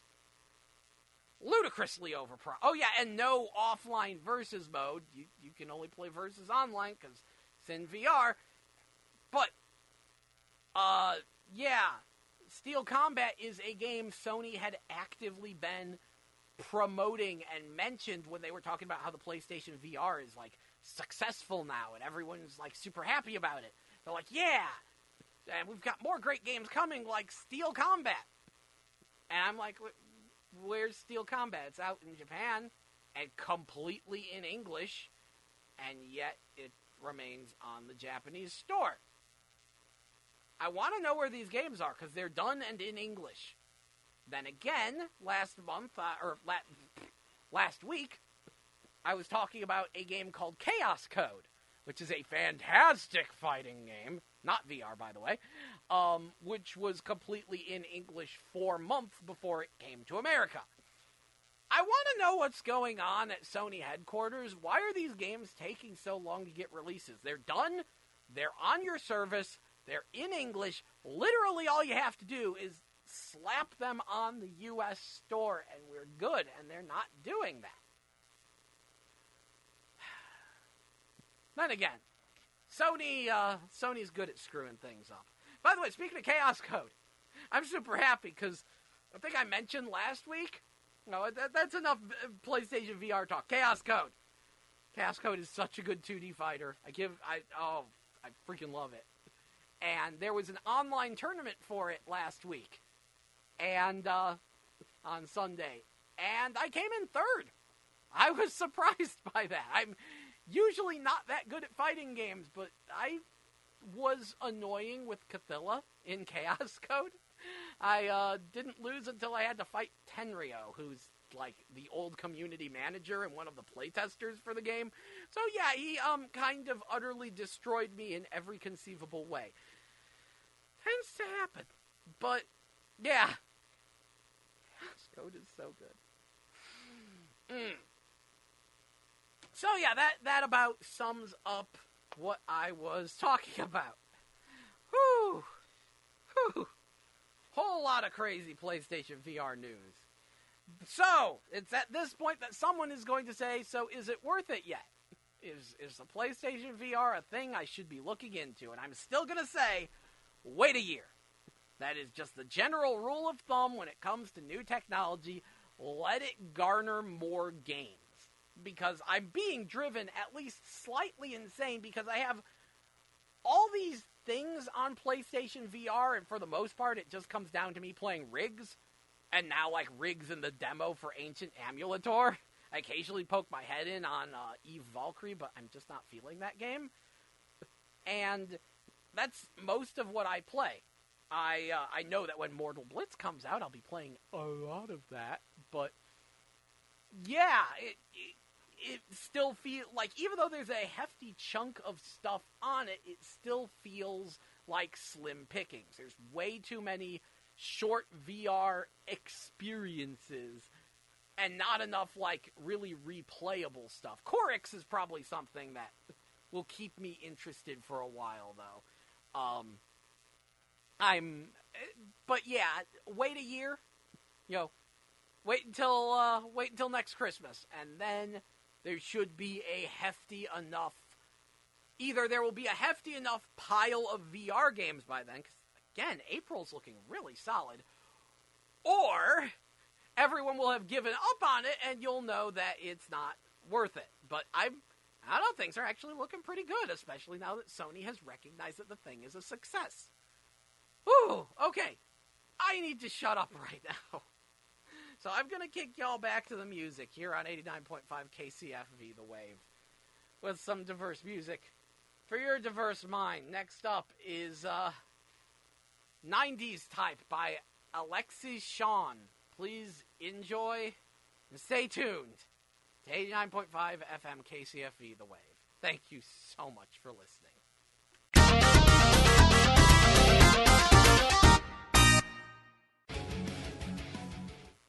Hello and welcome back to GameBabble Live here on 89.5 FM KCFV The Wave. Diverse music for your diverse mind. I'm your host, Jell, and this is GameBabble Live, our video game news and information show which airs every Wednesday from noon to 3 p.m. So we're in the last hour, our last stretch, and as usual, I've pretty much covered everything. So now it's time for the recap. Let's quickly go over a couple of the games that have come out this week. Apparently it's baseball week, because both MLB The Show 17 and RBI Baseball 17 have decided to come out this week. Not like they're going to compete with one another or anything. Also, The Walking Dead, the Telltale series, A New Frontier, Episode 3, Above the Law, came out on PS4 and Xbox One, and I love it. I love all these colons. Snake Pass, which is a snake-based kind of Banjo-Kazooie-inspired platformer, is out for anyone who needs a alternative to ukulele, I guess. Other noteworthy games, Kingdom Hearts HD 1.5 and 2.5 Remix is out on PlayStation 4, along with the VR game Corix for your PlayStation VR, which is a fantastic little simplified real-time strategy game. Very, very fun, good times. Also, Dark Souls 3 The Ringed City, which is the last DLC expansion for Dark Souls 3. Later on this week, Limited Run Games will be releasing boxed releases of Astabreed, Mitsurugi Kamui Hikae, and Pang Adventures. Also, this week, let's see, where did it go? Oh yeah, Skyforge Kinda Sorta came out on PS4. It's in early access if you want to pay money to play an otherwise free-to-play MMO. That isn't scammy at all. Oh, and Titanfall 2 got some DLC as well. Colony Reborn, it says. Let's see, Xbox One, pretty much a lot of the same things. Your Dark Souls 3, your RBI Baseball. Weird, I don't see the show on there. Did the show not get an Xbox One release? That's weird. Titanfall 2, Colony Reborn. I'd say the most interesting thing, I need to look this up really, there's an Xbox One game called The Inner World, and that's not on PS4, so that's something. Next week, though, you'll see Tokiden 2 hitting PlayStation 4 and Vita, along with Lego City Undercover hitting PlayStation 4, I think Xbox One as well, and, Xbox One as well, and Nintendo Switch. That was a Wii U launch title. Now it's going multi-platform. Apparently, the Parappa the Rapper revamp is out next week, along with Persona 5, it says. I'm a little surprised that Persona 5 is out next week. But hey! Persona 5's out next week. And then later on next week, Bulletstorm Full Clip Edition. Which just weirdest release to just throw out there. Also, the Anime in Theaters report. Your Name, which is supposed to be a big deal of an anime. The, highest grossing movie in Japan, out of Japan ever. It's not even in America yet. It will be hitting American theaters from April 7th to the 11th at the Mills, the Tivoli, and Warenberg Des Perez 14. Also, April 26th at 7 p.m. at the St. Charles 18 will be Cabaneri of the Iron Fortress, which is going to be a double feature recap movies that recap the events of the TV series, sort of condensing it all down into a film. And May 12th and May 13th, My Neighbor Totoro will be at the Tivoli. Whew! All right, so that covers all of that stuff. What other things is there to recap? Well, right now I'm weirded out by the fact that the Vita is getting more games than the 3DS, even though the 3DS was a success and the Vita was a failure in the States and isn't even really supported by Sony. But hey, it's doing good. In fact, the Vita has more games on the horizon than both the 3DS and the Switch combined, I think. Speaking of which, though, the Switch is purportedly doing amazing. Reggie Fils-Aimé is going around raving about how it's just setting new sales records. It's amazing. Everyone's just buying the Switch or selling through them. And it's like, you shipped like 2 million worldwide so far? Not a whole lot. We're got like double production. Woo! Yeah, I think there's some hyperbole in what he's talking about. I love the concept. I can't stress this enough. I love the concept of the Switch. I hope it is a successful console. I also hope that by next year we get a redesign of it. Not like a new, more powerful Switch. Just redesign it to fix some of the jaw-droppingly stupid design flaws, like your idiotic dock that puts the image on the TV but has a tendency to scratch screens. Yo, bravo there. Good job. Yeah, that fix some things, please, Nintendo. I'm begging you. Until then, I'm excited to get mine tomorrow, though. Go play some Fast Racing RMX and Blaster Master Zero. That's gonna be good times. Also, Final Fantasy XV's March update has Chapter 13, like, Verse 2, I think it's called. Basically, Chapter 13 is purportedly fixed now. If you're unfamiliar, Final Fantasy XV's 13th chapter was so bad, they promised to rehire all of the voice actors and patch in a fix because it was so bad they needed to do it over. I honestly can't believe they went with that. Anyway, KOF 14, they've revealed all of the DLC characters now. The 4 that they've announced are coming, which will be Whip, Yamazaki, Vanessa, and today they revealed Rock Howard. Rock Howard will be in KOF 14, so all you Garou fans can finally be happy. I'm glad, because that game deserves some love. Like, KOF 14's a little on the stiff side, a little way too hard to play for me. But man, they're on the right track. By the way, King of Fighters this summer is going to be getting a CG animated series called King of Fighters Destiny, and I am so excited for that. Mostly because I expect it to be delightful crap. Because, I mean, real talk, if it is actually accurate to the source material, fighting games don't have good stories. They have entertaining stories. Okay, let me rephrase that. Fighting games don't have stories, they have backstories. Every character has their own backstory and reason to fight, but all it winds up being is there's a fighting tournament. And I love the fact that so many fighting games are getting, like, serious cutscene-filled stories. My favorite part of Street Fighter V has to be that goofy story mode. I love Dead or Alive 5's story mode as well. You know, and they're not good, but they amuse me. I love them, and if King of Fighters Destiny is more of that, I will be so happy. Then again, I'd be happy if it turned out like the King of Fighters movie. I've seen the King of Fighters live-action movie multiple times. It is terrible. But it is terrible in such a magnificently bizarre way that I love it. I absolutely love that movie because it's magically terrible. It just... that movie doesn't know what it's doing. Anyway, hey, speaking of Dead or Alive 5, If you want to get your costume in the game, now is your chance, because the Dead or Alive 5 Designer Challenge 2017 is now. Draw a picture of the costume you want for your favorite character. You can do as many as you want for as many characters as you want, but the designs are due by May 7th. Send them off to Team Ninja on their Twitter and their email. Go check the official website for information. I highly recommend doing this, yo. Why not? Designs are due May 7th. By the way, no costumes for my Shiranui. Probably some legal hiccups preventing that. But anyone else is free game, so go nuts. And these will be the costumes for Halloween 2017. Yeah, they're due by May. It's going to take them a minute to actually make these things.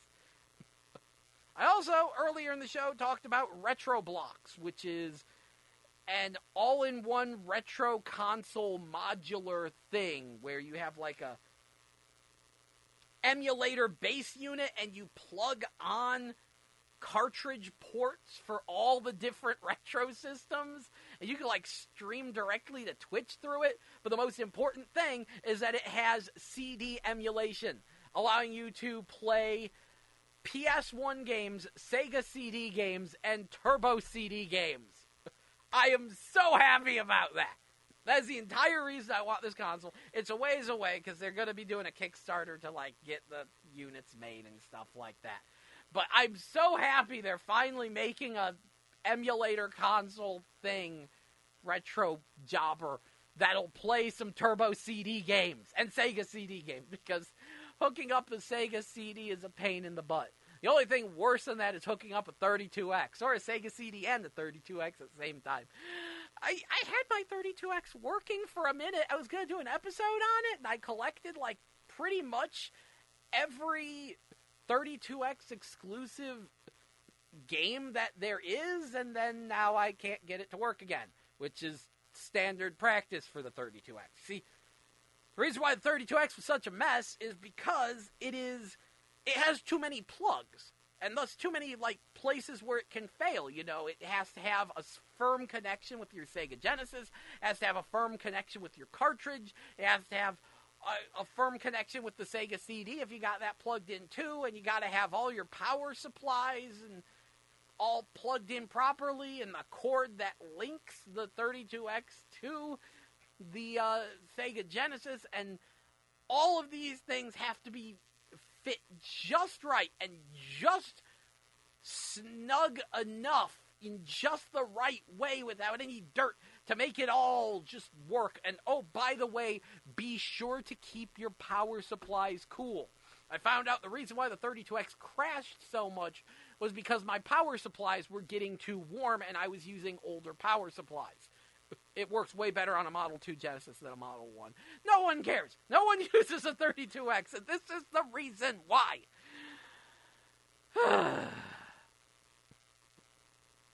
Yeah. All I'm saying is Cosmic Carnage crashes a whole lot. I couldn't finish a game when I first got Cosmic Carnage, but now I found out, oh, you need to keep your AC adapters just cool and in the open. It's goofy. And, let's see. Ys 8 demo on the Japanese store. There's a whole bunch of ukulele drama. We'll recap that after the next break, though. Ugh. Tongue's tied. Tongue is tired. You know, I talked about the PlayStation VR for ages on the show, because there's a lot to talk about, because April is going to be the PlayStation's VRiest month ever. VRiest is totally a word now. And yeah, I'm hearing Mortal Blitz will be coming April 4th. Although I just found out, supposedly it will only be released in Asia and North America, so no European release. I doubt we have anyone listening from Europe right now. They could be on the internet, but if you are, I'm sorry. Make either an Asian or a U.S. account. The Asian release will probably be in English, but make a U.S. account, and I guarantee you there will be people here to hook you up with some PSN points. You gotta have a friend in America who can buy you some PSN points, making foreign PSN accounts is not hard. Although we'll find out how hard it is to make foreign Nintendo Switch accounts when I get mine, even though I don't need to do that anymore. I'm going to. Because I just will. Anyway, I think it is about break time. because I need to get a drink. So, thank you so much for listening to 89.5 FM KCFE, The Wave, diverse music for your diverse mind. Here's some more of that diverse music with Touch by Little Mix. Please enjoy, stay tuned, and thank you for listening.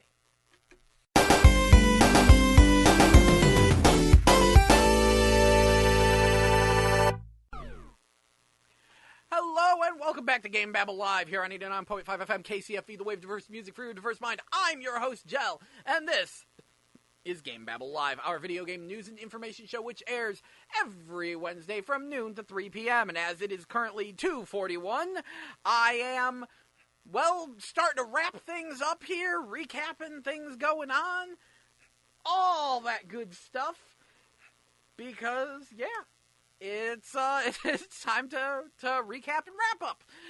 And I've pretty much covered almost everything, and unfortunately, my computer has decided to take my list of things away. It's back now. This week was baseball, and Kingdom Hearts 1.5, 2.5 HD remix nonsense. All that's out. Skyforge kind of sort of came out. That's going to be a free-to-play MMO, but right now it's not free-to-play because people like to be scammy. Also, did I tell you that The Walking Dead, the Telltale series, A New Frontier, Episode 3, Above the Law came out? I love this title! There are so many colons. So many colons! Also, supposedly APB Reloaded is going to be hitting a PS4 on March 31st. That's going to be weird. Want to see if it crashes the system. And also, a game called Chorix came out for the PSVR, which is a real-time strategy game, but in VR, and it's actually kind of cool. It's using, retro flat-shaded polygons and stuff, but so it runs super smooth and crisp. Very nice. It's a very simple RTS game, real-time strategy game, but it's nice, because you're, looming over a miniature playfield, crawling with troops, and you get down in there and you see them and you got a gun and you sort of shoot out troops and walls and turrets and things. It's pretty fun. I need to spend more time playing online and losing horribly. I played one match online yesterday. It went badly. Also, Dark Souls 3 The Ringed City, which is the last DLC for Dark Souls 3, also came out this week. And then next week we got Tokiden 2, Bulletstorm Full Clip Edition, Lego City Undercover hits everything that was a Wii U launch title, and now it's going to be on PS4, Xbox One, and the Switch. As well as, we're getting Parappa the Rapper HD, basically, for the PS4, along with Persona 5. Persona 5 is apparently next week, according to Game FAQs. I have a hard time believing that. I should really double-check that, because I swear Persona 5 was in May. But but then again, Game FAQs said that Star Trek Bridge Crew was, last week, and it most certainly wasn't, or 2 weeks ago. They were not updated. But, I don't know, whatever. We'll see what happens. Maybe Persona 5 will be next week. I'm sure someone knows better than me. I really should have been paying more attention to that, because Persona 5 is kind of a big deal. Anyway, anime in theaters. April 7th to the 11th. Your Name will be at the Mills, the Tivoli, and the Warenberg Des Perez 14. It is actually a normal movie release of sorts. And it's supposed to be the highest grossing film out of Japan, and people friggin' love it. So, we should probably all go see it. April 26th. 7 p.m. at the St. Charles 18, Cabaneri of the Iron Fortress. It will be a double feature of 2 recap movies that pretty much tell the whole story of the anime series, condensed down into 2 films. And May 12th and 13th, My Neighbor Totoro will be at the Tivoli. Alright, so, Beyond that, I mentioned things like the fact that weirdly there's more Vita games than there are 3DS and Switch games, even though the Vita is not supported anymore.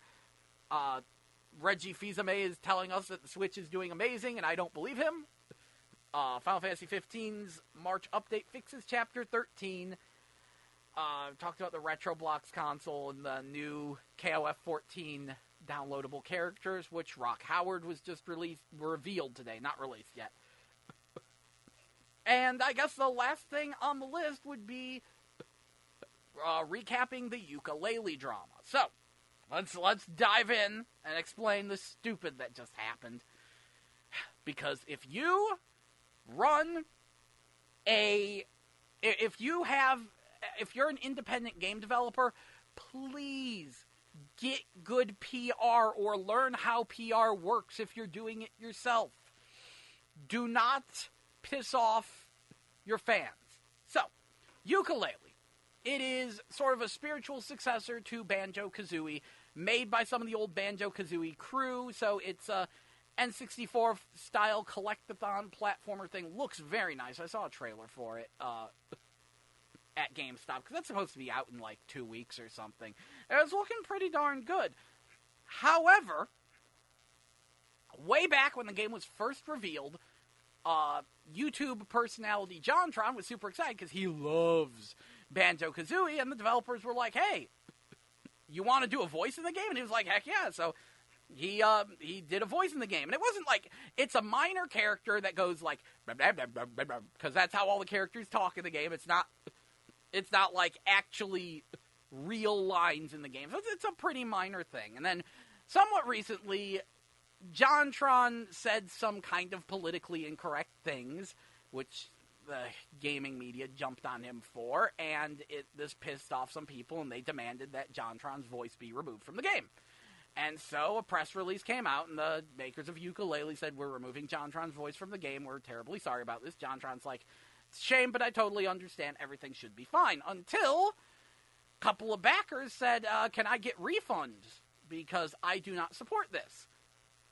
And rather than getting a good PR response like, we're sorry, but Kickstarter-backed games, Kickstarter money goes towards developing the game. The game's development is practically done. So technically, we've already spent your money. So we're terribly sorry, but we can't give you a refund. We're sorry you're disappointed in this. They could have done something like that. That's called good PR. That's how PR is supposed to work. That's how you work your public relations. You know what they did instead? They banned people and deleted their posts anytime they asked about this. And eventually, the community managers started making fun of the people who gave them money to create the game.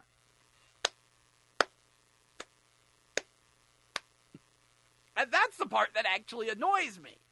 Because, it's one thing to be like, I totally understand what the makers of Yooka-Laylee, Platonic, I totally understand what they did, why they cut JonTron's voice, but the way they are pissing on their fans, on the people who gave them money to develop the game, that's bad, and I really hope that they apologize for it. That's really all I want to see. But I am personally, I'm not purchasing that game until I get an apology for the awful behavior of their community managers and public relations team.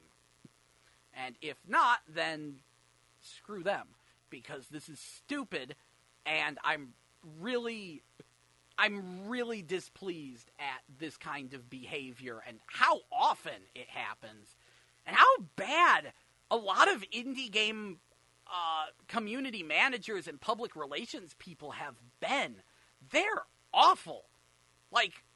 Egad, just don't even get me started on what happened with Mighty Number 9. Not just that one controversial community manager, but the fact that they had an idiot translator who kept putting words in the developer's mouth and pretty much made him look like an idiot. Egad! Just watching the video of the launch day stream for Mighty Number 9, I wanted to punch that guy in the face. He was so I am in awe. Like, that guy should be hyper fired. Like, there should be a way to be fired beyond being fired. Like, which I guess would be blacklisting, which is, like, kind of technically illegal, but I don't see why anyone would ever hire that knucklehead as a translator when he's putting words in the developer's mouth rather than actually translating what he's saying. Putting his own stupid commentary on it and treating him like he's a puppy dog or something rather than a respected developer. There's so much stupid. Yeah, I know, I don't normally get this worked up, but I'm just in awe of how bad a lot of video game public relations has been recently, and how much people just think they can piss on the fans. It's like, no, please don't. It's a bad idea. You're stupid. Someone just hire me to do public relations for them, please. I'm pretty certain I'm not that much of an idiot. Basic competency and not pissing people off. I'm in awe. Anyway, beyond that, hey, guess what? We got a whole bunch of PlayStation VR things coming in April. It's going to be a nutty April. I'm most excited about Mortal Blitz, which might be out the freaking 4th of April. So, next Tuesday, you have no idea. Mortal Blitz is basically Time Crisis in VR, and there's a demo on the Hong Kong store. Pain in the butt to get it and load it, because you have to download the entire demo disc to get this 3-minute demo, but I spent hours just playing the demo. It's only 3, rooms. You know, you jump out of the train, you do, you're in a helicopter, then you jump out of the train, then you go to the next car in the train, and then a boss pops out of the ceiling, and that's it. It is a super short demo, but it was so fun. They threw so many enemies at me. It was just like Time Crisis, except I had to physically hide behind crates and things, and that was great. And, enemies popped up all around me, so I had to turn around to see them, and it was so good. It's like, this is the game.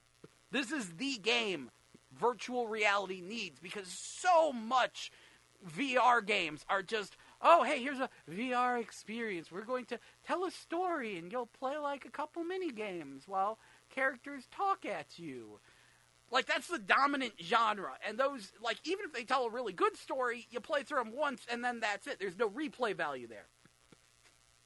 Then you have, some really simplified, barely an Xbox Live Arcade level game in VR being charged for $15, and those are weird, and it's there's so little that really grips you and has good replay value, and you can easily just say, yeah, I get this. This is instant fun, and Mortal Blitz is looking like instant fun, because that demo was so good. Chorix is nice, though. Chorix is a very relaxing VR game, which I'm actually very pleased with, something that I can just chill out in VR, and it's not like there's a couple games where it's oh, look at this pretty environment that you can walk through. No, actual gameplay, because it's a real-time strategy game, and it's pretty laid back, and you can just chill out and build things and watch your troops run around, and it's great. So that's good, baby steps. But yeah, next month, oh egad, Polybius will be at the end of the month, and that's Jeff Minter's new psychedelic trip of a game. So that'll be fun. Starblood Arena is April 11th. I hear there's a horror game called Siren, which will be in April. There's a stealth game, I think.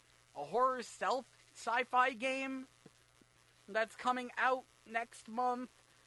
And there's so much coming out next month for PlayStation VR.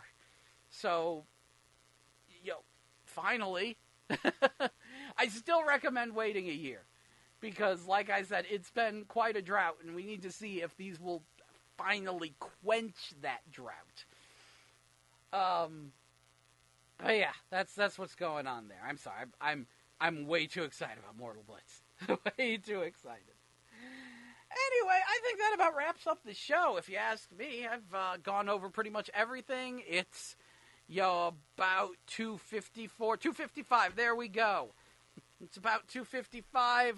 Let's wrap up this show. This has been GameBabble Live here on 89.5 FM, KCFV The Wave, which usually has diverse music for your diverse mind.